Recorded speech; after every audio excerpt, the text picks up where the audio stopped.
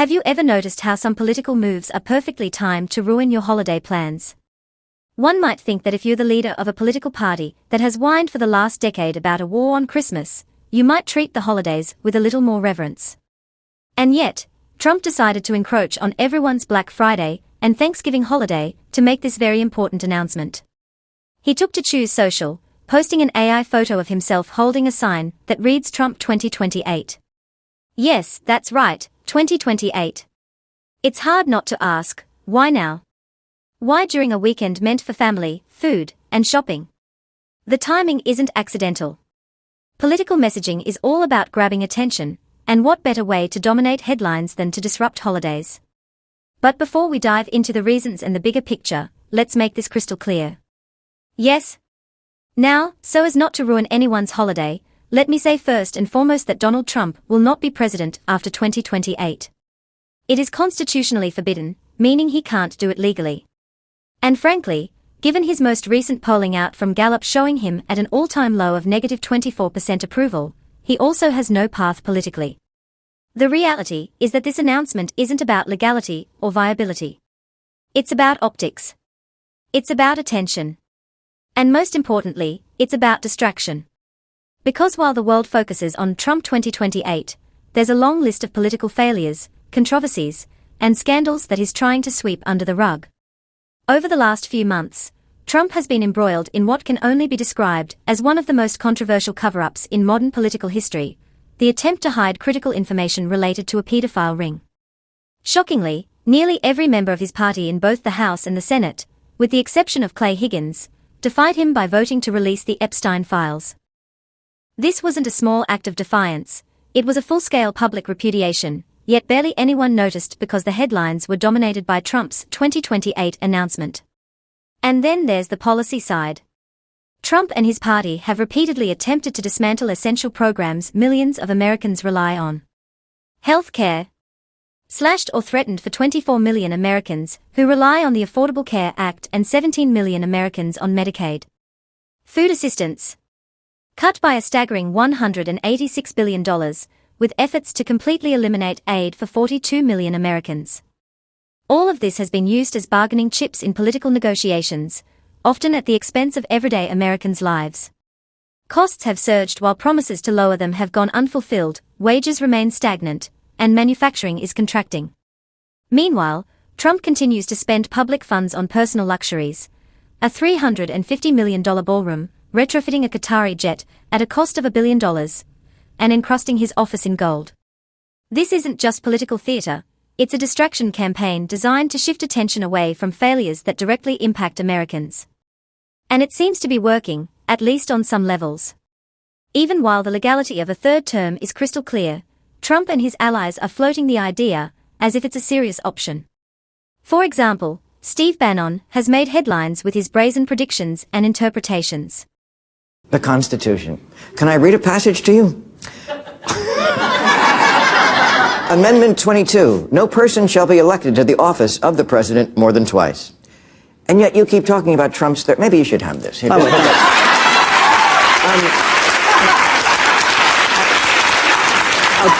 get you to sign it backstage and underline. Look, President Trump didn't bring up running for a third term. Myself and others brought up running for a third term. President Trump is going to run for a third term, and President Trump is going to be elected again on the afternoon of January 20th of 2029. He's going to be President of the United States. Okay, but the thing I just read in there, it seemed like there was no wriggle room there. It seemed like it was just, 8 or 10 words that said only 2 times. We have a team of people that are working. A team. How can a team do something about that? What? I don't care if the team is 12 trillion people.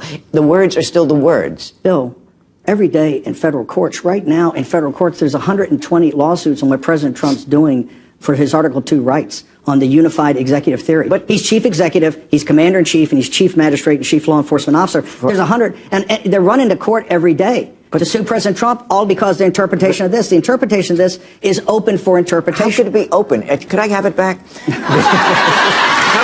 Think about that for a second. Despite the Constitution being unambiguous, Bannon and others are trying to normalize the idea of a third term, repeating it in public over and over until it starts to feel plausible. This is a classic political tactic: normalize the extreme to soften public reaction. And Trump himself echoes these sentiments, giving the illusion of inevitability.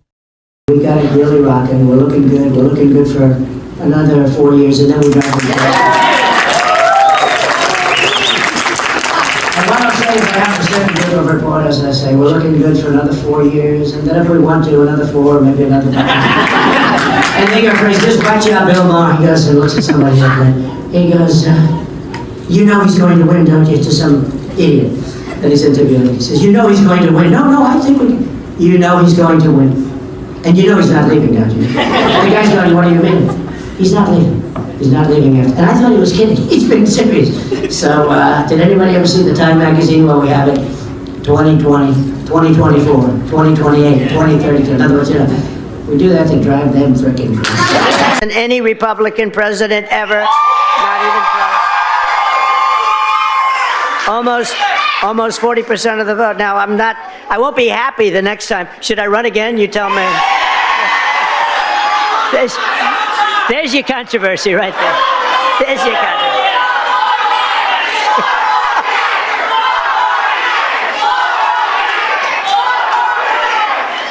Thank you. You'll be seeing that on you're gonna see that tonight, Tim, on television. The fact that they say, I can't run again. That's the expression, sir. Then somebody said, I don't think you can. Oh. And yet, within the Republican Party, there are still individuals willing to go along with Trump's vision, no questions asked. Republican Congressman Andy Ogles even introduced a constitutional amendment to let Trump run for a third term, directly challenging the 22nd Amendment. While it's almost certain that it will fail, it highlights a crucial point. Many Republicans prioritize loyalty to Trump over adherence to the Constitution, the rule of law, or accountability. This blind allegiance has consequences. Republicans who refuse to challenge him have allowed a presidency marked by economic instability, rising inflation, stagnant wages, and personal enrichment for the president and his inner circle to flourish. The results of this political inaction are showing in real time. Democrats are winning elections by double-digit margins across key states, special elections, and statewide contests, including Georgia and Pennsylvania.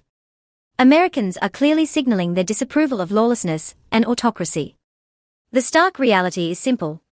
No, Donald Trump will not be president for a third term, and Republicans will lose their majority. For voters, this is not about left or right. It's about upholding democratic norms, accountability, and the rule of law. Supporting democratic principles in the face of extreme claims isn't radical, it's patriotic. So what can citizens do? Stay informed. Question political narratives. Pay attention to legislation and constitutional amendments being proposed in real time. And, crucially, don't allow distraction tactics like Trump 2028 to dominate your focus. If you've made it this far, take a moment to reflect. Why are some politicians more concerned with optics than outcomes? Why do loyalty and spectacle sometimes matter more than actual governance? And how can citizens ensure accountability when fear of retribution silences those who should speak out?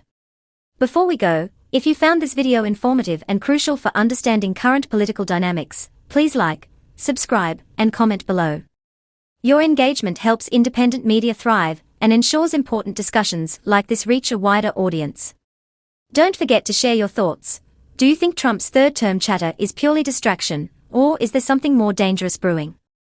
Thank you for watching. Stay alert, stay informed, and remember that democracy depends on your attention and action.